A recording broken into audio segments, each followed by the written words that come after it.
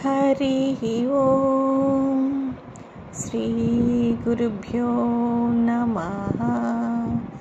हरिः ओं వాక్య విభూతి అనే శీర్షికలో భగవాన్ శ్రీ సత్య సాయిబాబా వారి ఉపదేశం తెలుసుకుందాం. యోగి ఆత్మస్వరూపులారా, కొన్ని జన్మల పుణ్యఫలంతో మానవ జన్మను ధరించిన మీరు అది గుర్తించి ప్రతి ఒక్కరూ యోగుల్లా మారాలి. భోగిలా మిగిలిపోయి జన్మచక్రానికి బలి కాకండి. ద్వైతం లేని స్థితికి ఎదిగితేనే యోగిలా మిగిలిపోగలరు. మీ జన్మను ప్రక్షాళన చేసుకుంటూ ప్రశాంత జీవనం గడిపితే మీరు యోగిలా మారి మీలోని అద్భుత శక్తులను గుర్తించి ఇతరులకు మార్గదర్శిలా మారగలరు. ఇలాంటి స్థితిని మీరు కొనసాగించాలంటే పుట్టినది మొదలు మీ జీవిత గమనం భగవంతునితోనే గడపాలి.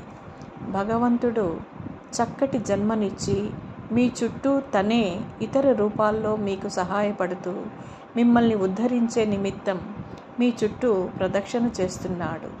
ప్రపంచ భోగాలు మిమ్మల్ని అందలం ఎక్కించినా ఏదో ఒకరోజు మిమ్మల్ని పాతాళంలోకి త్రొక్కేస్తాయి.